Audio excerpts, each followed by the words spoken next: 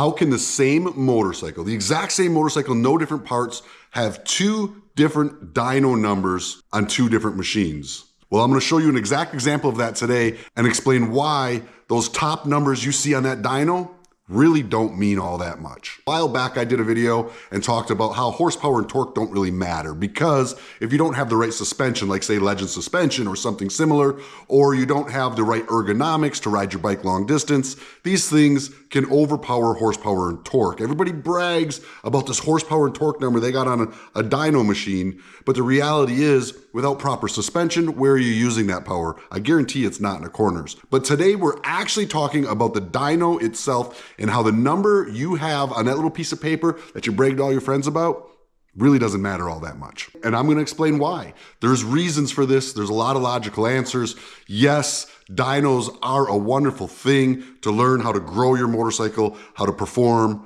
to learn what grows power and torque in your motorcycle, where that power and torque sits so you can use it best on the road. Lots of good things come from dyno machines, but too many people brag about that top number that they've got on a report, and it just doesn't matter. There's so many factors involved. And to give that example, we're gonna look at my 2024 Harley Davidson Road Glide on two different dyno machines on two different days in two different states with two completely different results. But all the parts are the same. While I don't have a photograph of the first printout, I do have a video where I recorded right after running the dyno and I read the printout. Take a look. So we just got our final numbers here. We put it in sport mode.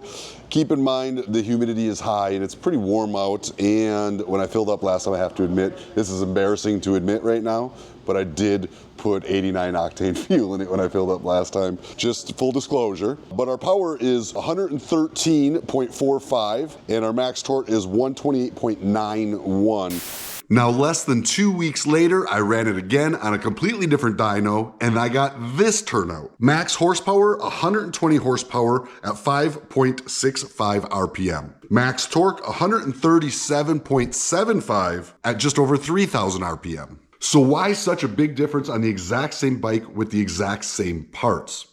And how can one guy be bragging about 120 plus horsepower motorcycle while the other guy's thinking he's only got 115, but really they've got the exact same performance abilities in their bike? Now, there's probably a lot more factors that I'm just gonna run through here today, but let me run through some of the top reasons you can have this. And I'll explain to you what really does matter on your dyno at the end. Number one can be the fuel you have in your bike. Fuel is going to make a difference on how your bike performs. So just because you read a certain number on your dyno doesn't mean your bike is going to do that every time you twist the throttle. Next, let's talk about engine operating temperature. The hotter your bike is, the less power it's going to show on a dyno report.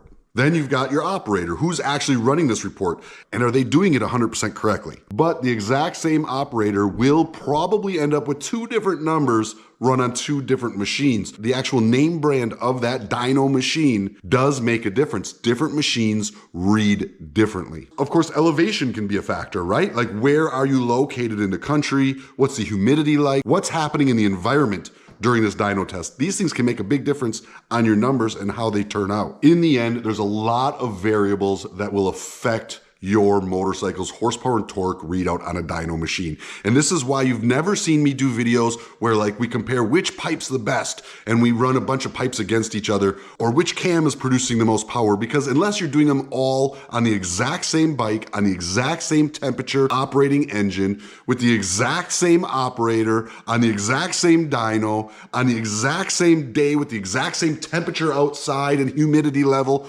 all these things can change. And now you've done a report saying which performs better than the next. And reality is the things aren't the same, and that report is going to be skewed. And that doesn't mean that one recipe of build is better than the other. And you will find a lot of YouTube videos out there with guys claiming to do just that. And I don't believe in it. I don't subscribe to that belief. I just don't think it's as definitive as they try to make it seem in their videos. And while it is nice to see how different things perform, you can only take it at face value. It is not an end-all answer like you often see claimed. But let me tell you what does matter. What does matter is percent of gain. That's really what you want to look at when building a motorcycle and slamming it on a dyno. You want to look at, okay, before I put these parts in, what is my dyno? Before I do the tune, what is my dyno numbers reading? And then as close as you can get to the exact same day, you want to throw those parts on that bike, put it on the same dyno ran by the same guy, around the same operating temperature,